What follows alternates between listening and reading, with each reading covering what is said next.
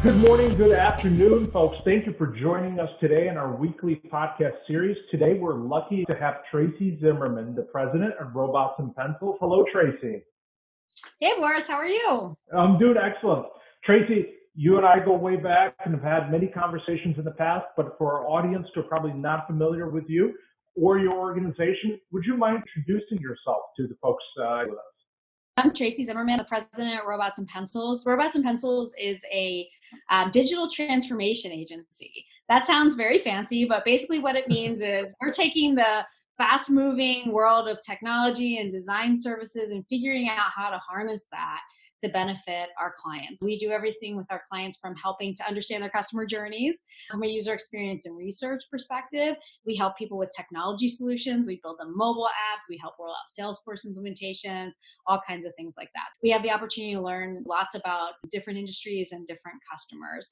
I myself have been with Robots and Pencils for 5 years. Prior to coming here, I was vice president of student experience and innovation at a large for-profit holding company. So I come through this empathy for the customer journey, not only from the side of Robots and Pencils advising our clients, but as well as owning that in my previous role.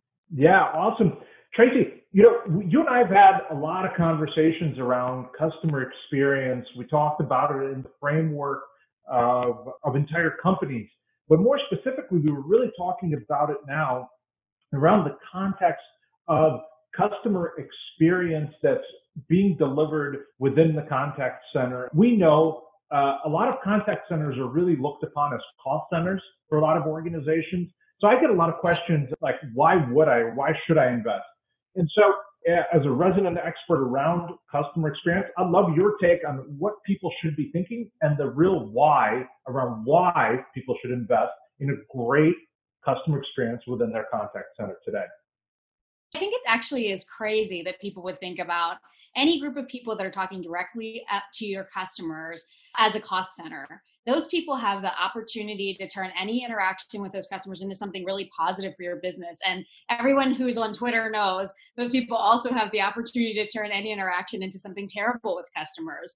So I think the thing that's really interesting about the contact center is you get to find out what's really going on with your business, right? And there are statistics that back up that having a great experience with call center teams and contact center teams is really, really important.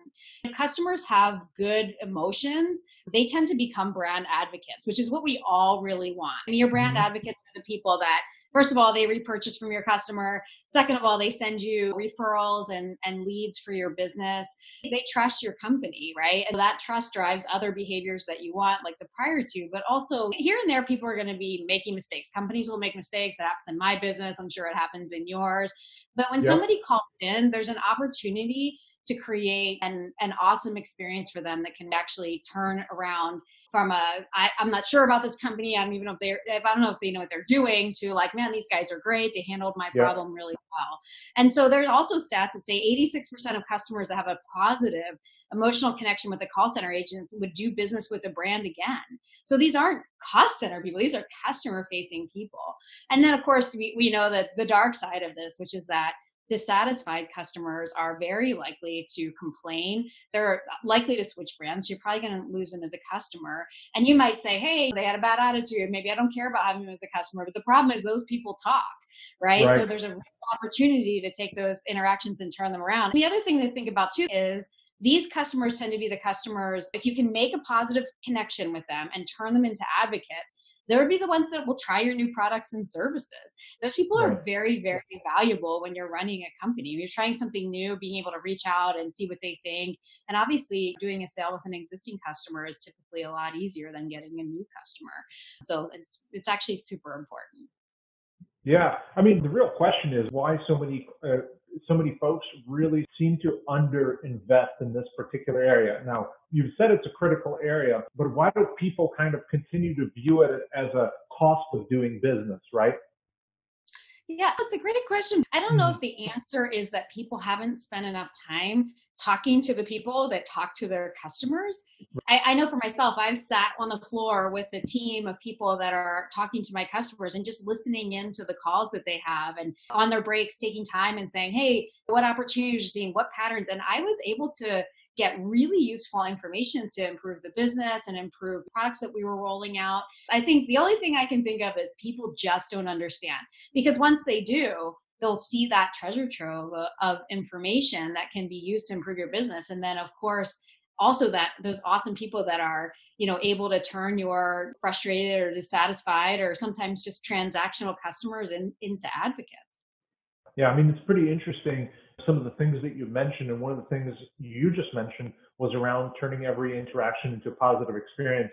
I don't have this necessarily study cited, but what we've seen, even in our interactions with lots of contact center leaders, is that actually taking a negative interactions and turning it into a positive versus a consumer never experiencing what I would call turmoil or drama, you're actually much better off having something go wrong and fixing it on behalf of the customer versus everything being sort of very level and flat all the time.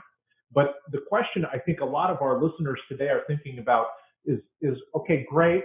It's great to turn every opportunity into interaction, but how do I make sure that my agents, like, what can I tell my agents today?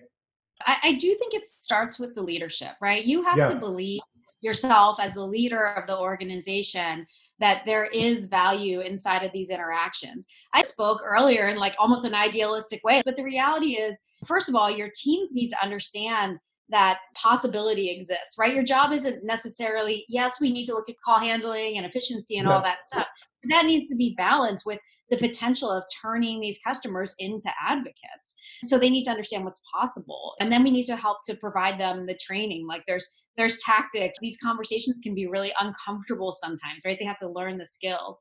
So what we really think about inside Robots and Pencils is how do we help people like get this emotional intelligence so that they can have these great conversations or interactions and do that important work of transforming these inbound requests into people that become net promoters of your business.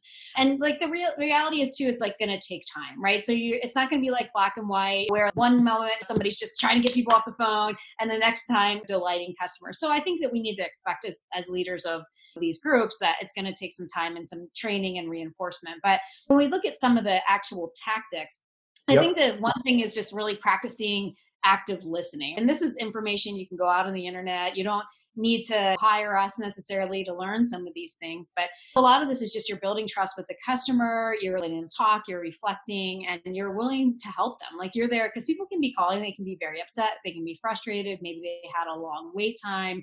You need to really show that active listening so that people are calm and they know like you're with them. And then from a tactical perspective, there's a guy named Chris Voss who kind of came up with some very specific things from a tactical perspective.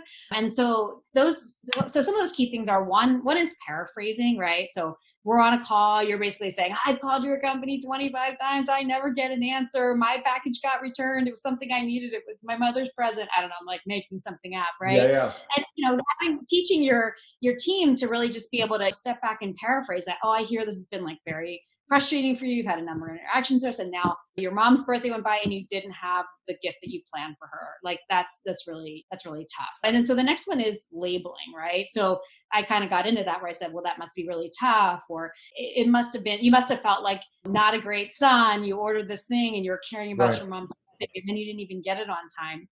But the other thing is, and this is some of the ways that you can help to shift this conversation, is that you should also look at the positive and the negative things, right? So instead of just saying like, oh my gosh, that's terrible, you can also look at it and say, you know what, you actually were really thinking ahead. So you can sort of build like a balance, right? And remind them potentially like why they became your customer.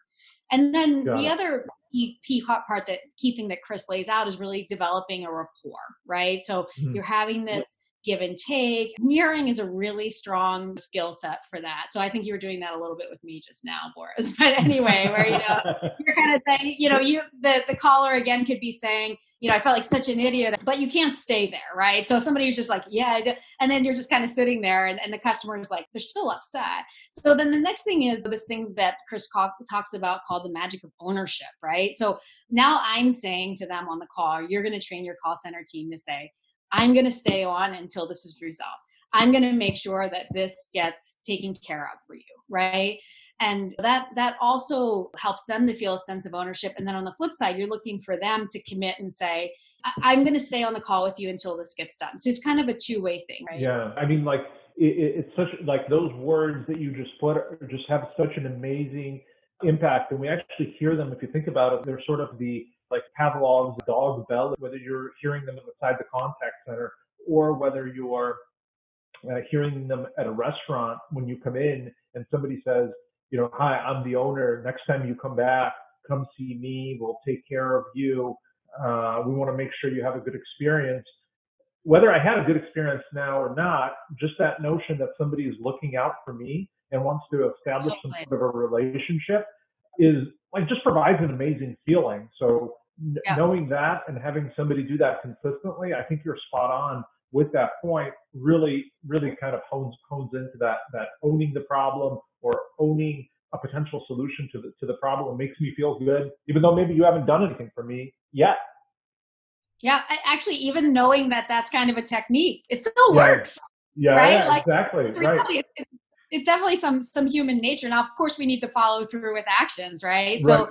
So, so the next step really is turning their negative mood into a positive one. So starting to shift that conversation, help them. And again, you have to listen. This is not all going to be out of the box. This is why it's going to take time for the call center leaders to train and potentially shadow and, role play with their teammates so they can understand how to come up with some of these solutions. This is how you shift, right? This is some part of the key in saying, how do we get people who are frustrated, angry, disappointed, or maybe just don't feel like doing outreach and start to transition them into an advocate, right? So it's going to require sometimes some creative solutioning. Now, the nice thing is, as a contact center leader, you can prepackage some of these things, right? I mean, it can be on the spot, but you can also say, hey, team, these are the types of things that you can offer people under these, situations. And then that way they don't have to put the customer on hold while they talk to a supervisor and things like that to keep that rapport going with the customer. So it is important that you enable your teams that way as well.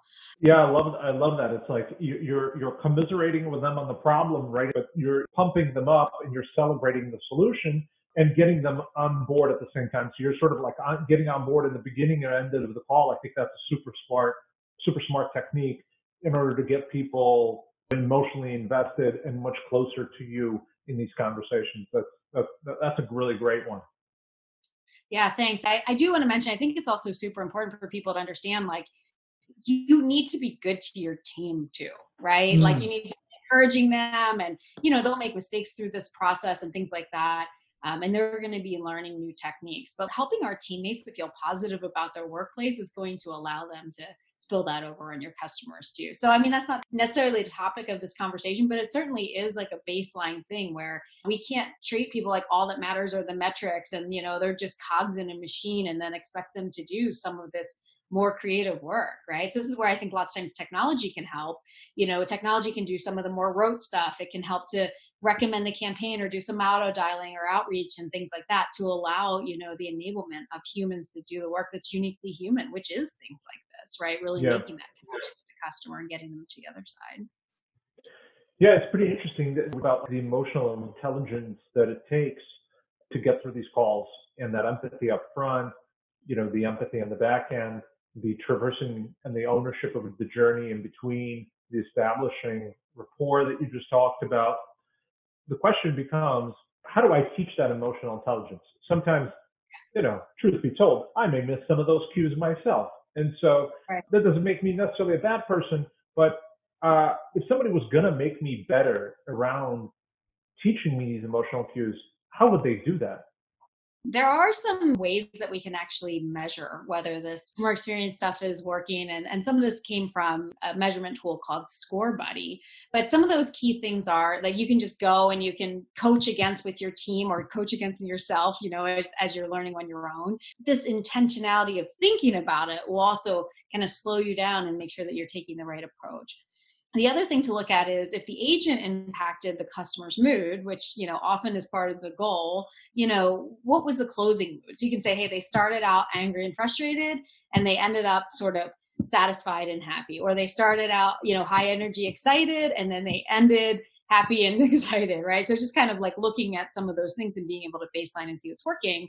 And then, did the customer get the needed functionality from the interaction? Like I mentioned earlier, somebody who's calling in and, you kind of shadow them through the situation. If they don't get what they need, you still have to do that, right? So this mirroring and this emotional stuff is not a substitute for competence in answering people's questions. So we need to measure that as well. Right. And so, yeah, and again, this is a little bit qualitative, right? So you're trying to quantify what can be, qualitative, but it can help you to understand, is this something that you're getting, better at over time? Yeah, no, those are excellent points, and certainly things like going back to the beginning of this conversation when we were talking is it's really discussing how humans can really review and score human or emotional interactions and empathy of those interactions and provide feedback to agents, because there's people discuss automation and all of those things, but like that emotional point, at least today, can't be replicated by a robot. And so how do we make ourselves more intelligent human beings, even these customer interactions? I think those sort of 6 simple points are sort of very, very handy for a lot of people that are listening today. And of course, some of these things require sort of technology tools versus others don't. My question for you, though, Tracey, is like there's a lot of folks that are thinking, okay, I need to do a lot from a strategy standpoint. I guess I need to buy some technology, but those are longer term decisions. What can you advise our people doing today, like tomorrow? Like when they talk to their teammates tomorrow, what can they do to make the contact center better tomorrow? Yeah, no, I think that's a great question because, as much as I believe in the contact center and think there should be lots of, investment made there, sometimes there's not, or it takes time to get prioritized against the needs of the business. But managers can do a lot with what they already have. One of the key things, and I found this to be very interesting, is really observing people's workstations, right? So see where they're working. Where do they go? What do they hang up? They have little job aids up there. Are they putting a Post-it note on their thing that like gotta love the Post-it notes. Yeah, no, you can get such interesting information, from that, and just asking people questions like, okay, when you have a problem like that, who do you go for help? And they'll say, oh, well, I always ask like Barry, who sits behind me. And you're like, well, why don't you ask the help desk? Like, oh, they never help, and you're kind of like, hold on a second, like that's their job, right? And so, try not to be judgmental with the information that you get. I've seen lots of interesting things like people hiding their leads like underneath their keyboard. And you'd say, why aren't you keeping this in the CRM? And they would say, well, I don't trust the CRM with my leads. And you're kind of like, it's interesting, And so you can learn a lot. And that can actually help to really prepare when they are doing a larger scale system rollout, where are your pain points going to be, where can there be opportunities? Another thing that you can do is just know your customer personas and journeys. So just know the type of people. Lots of times, lots of companies will have marketing teams that will have already built that stuff. So ask around and see what you get for yourself and for your teams. But even if you, don't have that formal documented information, there are definitely things you can do. For example, go through and pretend like you're a customer. Go to the website. Go inquire for help.